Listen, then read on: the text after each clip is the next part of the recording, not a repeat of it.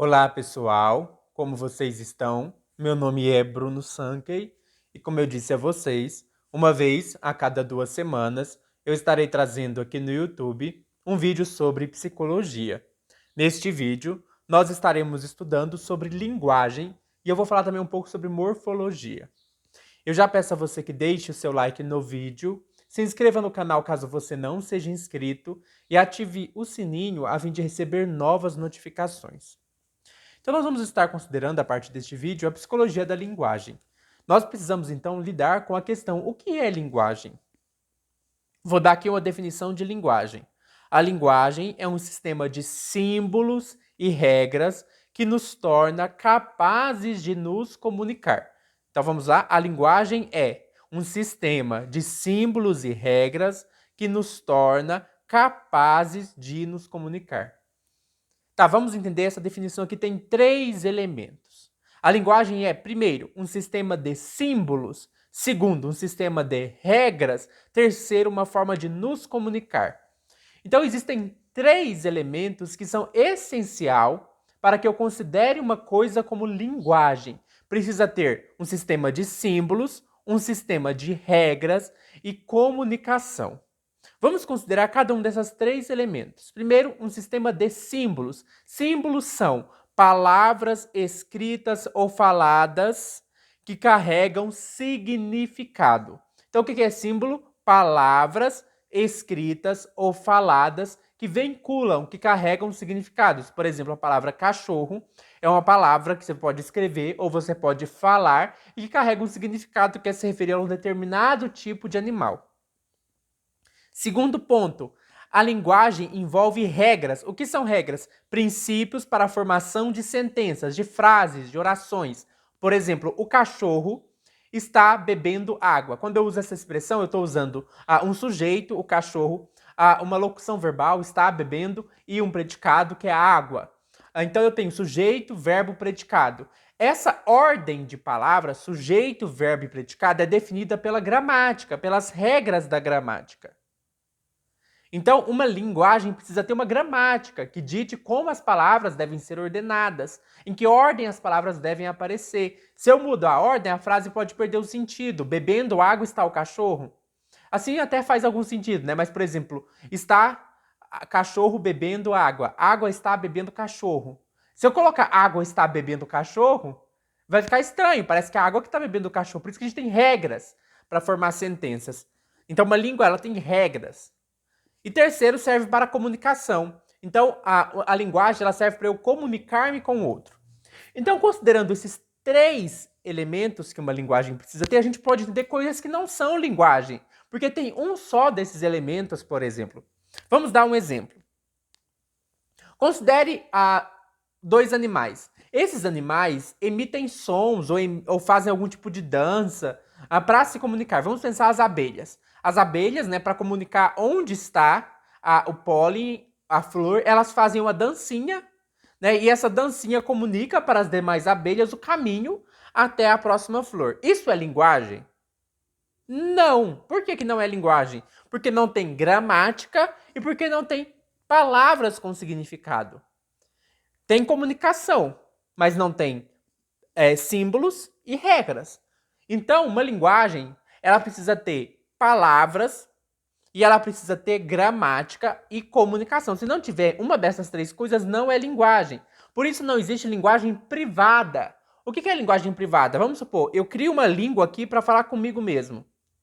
Então eu criei uma língua que ninguém conhece, só eu mesmo, porque eu que a criei, e eu uso essa língua para conversar só comigo mesmo. Isso é linguagem? Não, porque linguagem envolve comunicação com outras pessoas.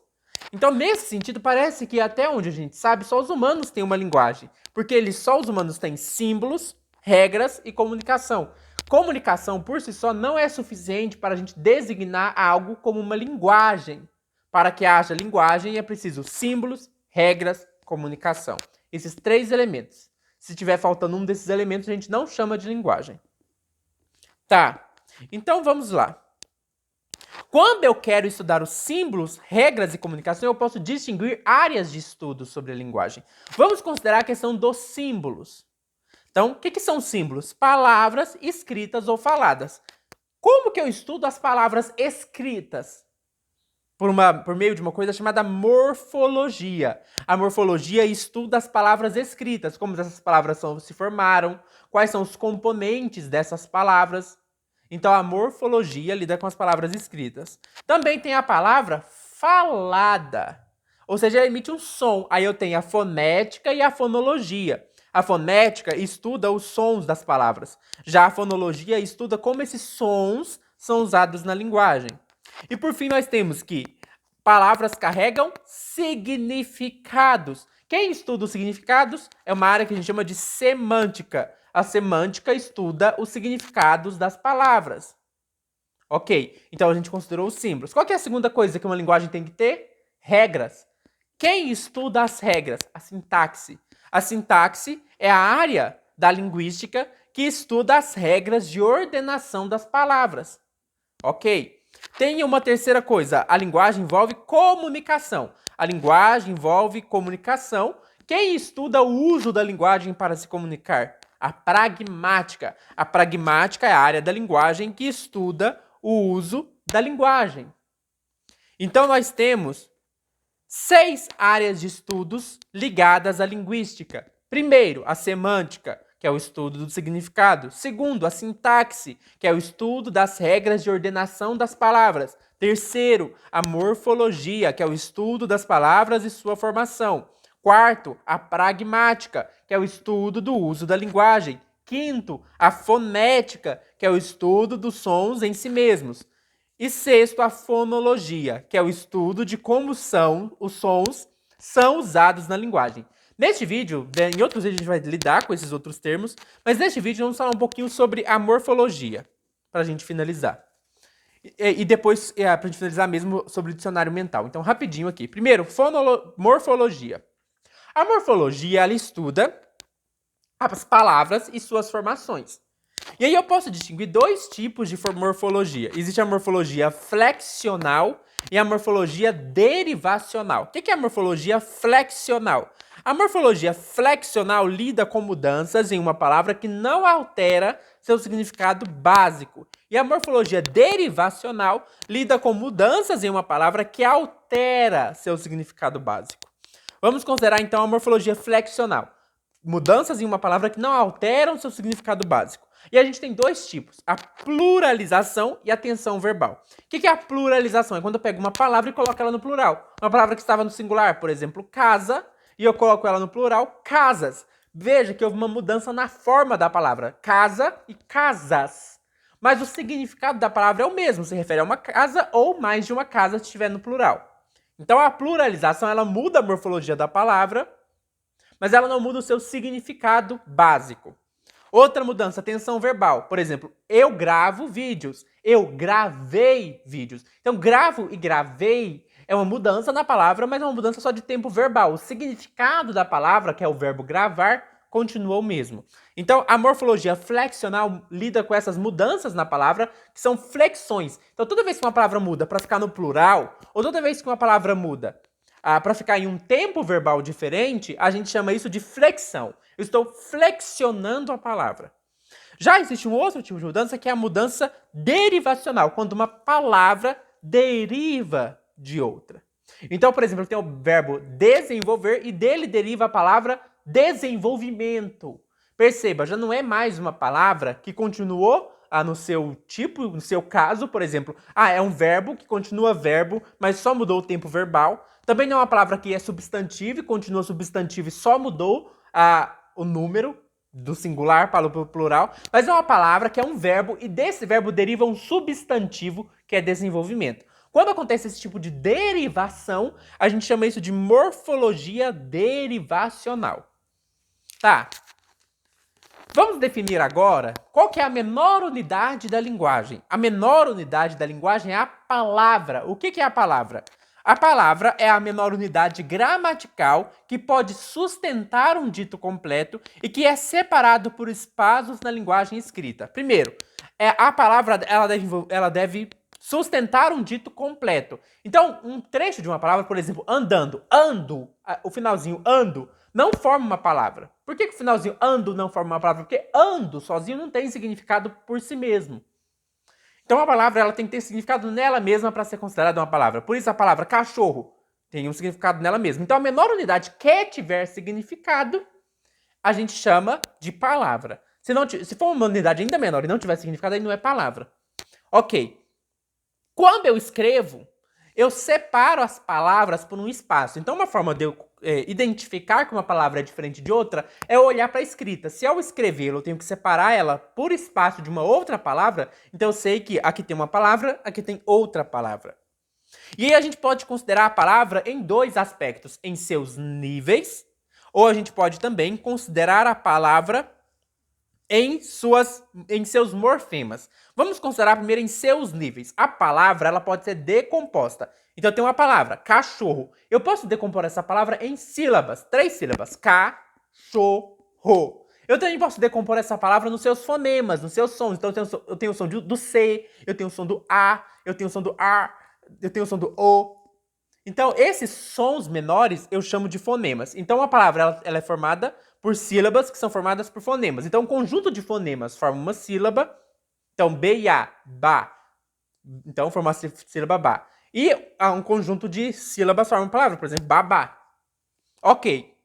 Nós também podemos considerar uma palavra a partir dos seus morfemas. Então, considere a palavra menino. Ou melhor, considere a palavra meninos. O que tem na palavra meninos? Além do significado de menino, eu tenho 2 elementos que dão para essa palavra o seu número e o seu gênero. Então eu considero os morfemas que essa palavra contém. Ela tem um O, que é designativo de masculino, então menino. Então eu sei que eu estou falando de um menino homem, macho, do sexo masculino.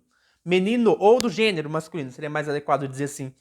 Por causa da questão do gênero, né? Então a gente usa menino para alguém do gênero masculino. Aqui não importa se é uma pessoa trans ou não, mas quando eu uso menino, geralmente eu estou me referindo a uma pessoa do gênero masculino, ou que se identifica como homem, menino. E eu também estou usando um S no final, meninos. Esse S indica que eu estou falando de quantos meninos? Mais de um, porque está no plural. Então perceba, essa palavra, além de carregar o significado de ser um menino, de ser uma pessoa nova, talvez, essa palavra carrega também um designativo de gênero masculino, menino, e um designativo de número, no plural, meninos. Tá, então eu posso considerar a palavra tanto no sentido dos seus níveis de composição, fonema, sílaba, palavra, e eu posso considerar o gênero, posso considerar o número, que são os morfemas. Por fim, para a gente terminar essa questão da linguagem, a gente tem o que a gente chama de dicionário mental. Nós temos na nossa mente uma espécie de dicionário. Digamos assim que nós temos na nossa memória, na nossa mente, uma série de palavras que a gente conhece. Inclusive, eu estou aqui conversando com vocês porque eu conheço palavras que eu aprendi quando eu era criança. Ok. O que a gente vai chamar esse conjunto de palavras que eu conheço? A gente chama isso de dicionário mental. O que é o dicionário mental? Nós armazenamos representações das palavras em nossa mente. Nós temos na nossa mente representações das palavras. Isso a gente chama de léxico mental. O léxico mental, ou dicionário mental, diz respeito às palavras representadas na nossa mente que nós temos armazenadas. Esse léxico mental, esse dicionário mental envolve o que sabemos sobre uma palavra. E o que nós sabemos sobre uma palavra? 4 coisas. Nós sabemos sua fonologia, ou seja, nós sabemos seu som.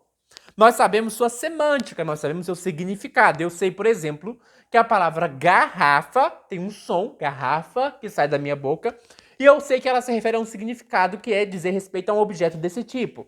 Eu também sei que ela tem uma certa ortografia. Caso eu seja uma pessoa alfabetizada, eu sei que a palavra garrafa se escreve de uma determinada forma, que tem o G, o A. Então, eu sei a ortografia da palavra. Eu também sei a sintaxe. Eu sei como empregar essa palavra numa sentença que faça sentido. Por exemplo, eu estou segurando uma garrafa. Viu que eu sei empregar a palavra dentro de uma sentença? Então, meu dicionário mental me dá essas 4 informações da palavra. Eu sei o seu som, fonologia, eu sei o seu significado, semântica, eu sei sua aparência escrita, caso eu seja alfabetizado, ortografia, e eu sei como empregá-la em uma sentença, sintaxe. Eu espero que vocês tenham entendido este vídeo, tenham gostado deste vídeo e até mais.